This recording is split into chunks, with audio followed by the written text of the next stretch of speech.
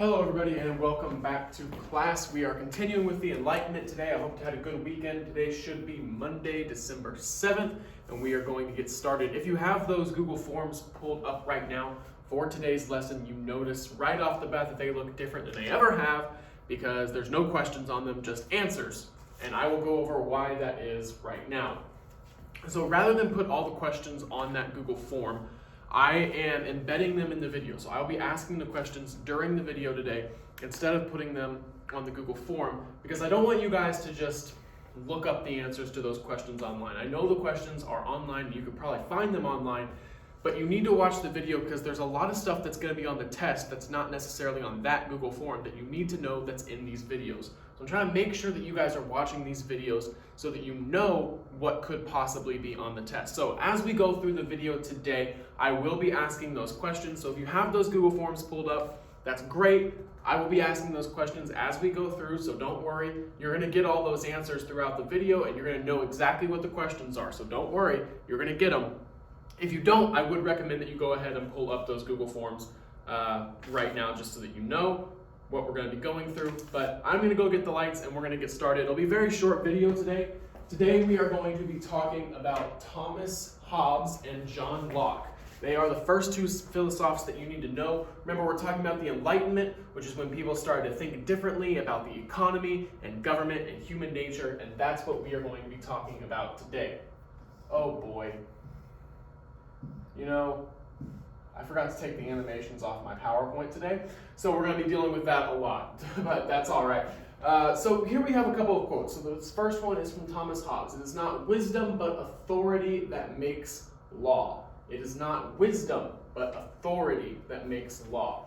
Then we have John Locke, and he says, all mankind being all equal and independent, no one ought to harm another in his life, health, liberty, or possessions. We already went over those quotes. If you remember on Wednesday's video, we went over these quotes. We're going to dive into exactly what these guys believe. We're going to start with Thomas Hobbes. I'm going to get through all of these animations real quick. I think we still have a couple more. Anything else? Anything else on this slide? Anything else? You got more? Okay, I think that's it. So conflicting views of Thomas Hobbes and John Locke. So we're going to start with Thomas Hobbes, then we'll talk about John Locke. So specifically, what did these guys bring to the table? What was different about them? What ideas did they have? What set them apart? Why are we talking about them? So Thomas Hobbes was one of the first political thinkers of the Enlightenment. He was bothered by what he saw going on in England. He was bothered by the English Civil War and the chaos that plagued England after the beheading of Charles I.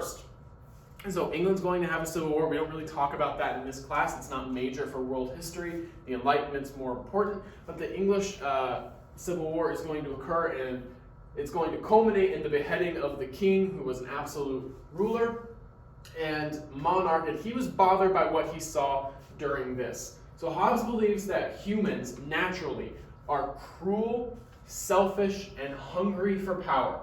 Hobbes argued that people need to be protected from themselves. So the government should be formed in order to protect people.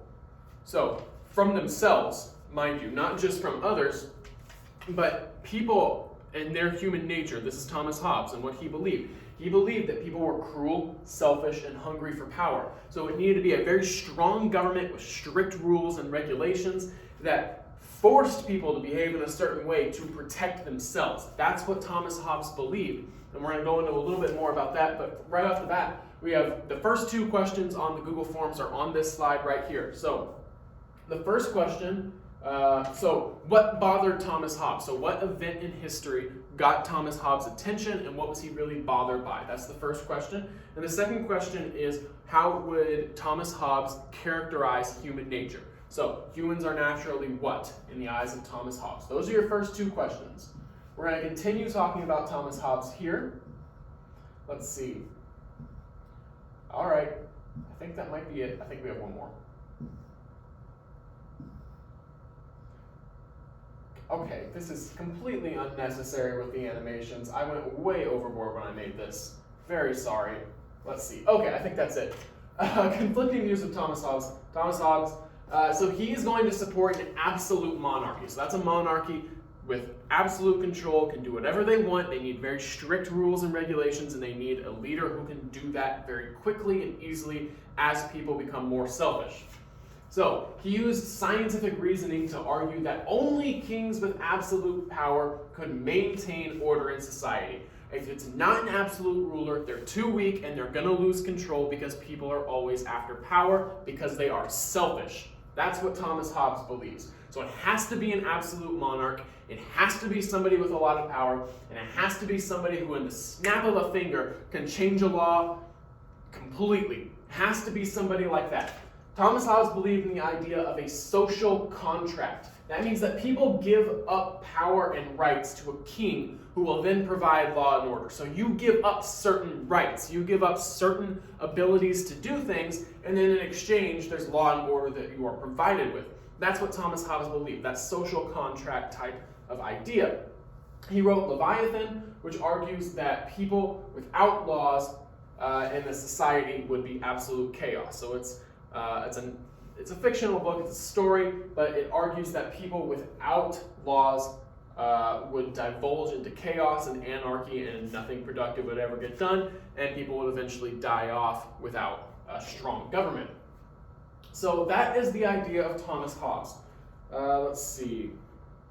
Your third question for the Google Forms today: what kind of government does Thomas Hobbes support?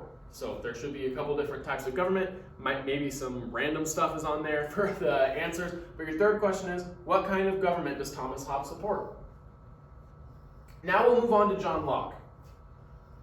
Let's see. Still, I went way overboard with this. This is just way too much, guys. I'm really sorry. Okay, so John Locke. We got more, right?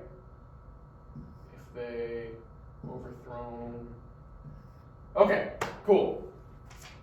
John Locke. So John Locke is an English philosopher, and he is going to disagree with the ideas of Thomas Hobbes. So he's going to say Hobbes is a little overboard. He's a little bit high-strung on human nature. He believes that all people are bad and chaotic and evil and want power, and I don't believe that. So what does John Locke believe? So he was influenced by the Glorious Revolution, which was a religious uprising and a complete change of the church, kind of like the Reformation, but people get more grounded in their beliefs during the Glorious Reformation. When the Bill of Rights was created to protect citizens' rights. So England is actually going to come up with a Bill of Rights long before the United States did. Long before the United States was even a country, England's going to come up with their own Bill of Rights. Interesting fact. John Locke believed that people are born with natural rights, and they include life, liberty, and property. Those are the three natural rights as identified by John Locke. When the United States creates their Bill of Rights, they're going to change that to life, liberty, and the pursuit of happiness. But the pursuit of happiness was not one of John Locke's ideas. So, Locke argued that kings could and should be overthrown if they violate those rights. So it should not be an absolute leader. It should not be somebody who has absolute unlimited control with no checks, no balances. It shouldn't be somebody like that, because that person should be able to be overthrown if they violate natural rights of life, liberty, and property. You can't take those things away from people. They have a natural right to those things. That's John Locke's idea. So before we move on, okay, so you're going to see 4 options on the 4th question. It's multiple choice. There's 4 options there. So which of those 4 did John Locke not put in his natural rights? So there are 3 natural rights according to John Locke. Which of those that is on the Google Forms is not one of them? That is the question for number 4. Oh my goodness. Just way too much animation, you guys. Alright, what's going on here? Okay. Good thing today's isn't very long. What is that animation? I don't even remember that. Okay, I gotta go back. Okay, cool. So, John Locke, he is going to support a limited monarchy, or a constitutional monarchy, meaning that there needs to be a constitution that the monarch has to lead by. Can't go off the Constitution, can't do something unconstitutional, even the leader has to conform to that. So it shouldn't be uncontrollable, unlimited, absolute monarchy. It should be limited or constitutional. John Locke believes that government power came from the consent of the governed. That's a huge idea. So you don't get to lead just because you want to lead. You get to lead because we say you get to lead. It's the consent of the governed that gives you the authority to lead. That's the approval of the people, and that kings should protect the rights of the people. So the king is there to protect us. We are the ones who put the king in charge. It's the consent of the governed that gives you the authority to govern, and therefore you should be looking out for our rights. And you, as a citizen of the country, the ruler, you should also be protecting your own rights. It's all of our rights. It's human rights. So a completely new way of looking at government is we're all human beings. We have human rights. These are the rights we need to protect. And that's John Locke's idea. And he's going to write the 2 treatises on government, arguing that governments were supposed to protect the rights of people. So, huge idea, huge new idea. It's not for money, it's not for land, it's not for power, it's not for religion. It is for the rights of people and to conserve and protect those rights. So, your 5th question, final question, and make sure you keep watching the video. There's more information you'll need to know for the test. But the last question for today, what was the 2 treatises on government by John Locke about? What was the thesis? What was the 2 treatises on government about? All right, continuing on, I think this might be our last slide here. Yeah, so just wrapping up a little bit about what Thomas Hobbes and John Locke felt. Okay. So, Locke's ideas are going to influence the American Revolution. You already saw with the life, liberty, and property, how that gets converted, and the Bill of Rights, that gets converted. John Locke's ideas are really going to hit home, especially with Thomas Jefferson, but also with Ben Franklin and James Madison, and they are going to echo his ideas when we get to the American Revolution. You're going to see how many of his ideas are going to be directly translated back to the American Revolution. It's fascinating.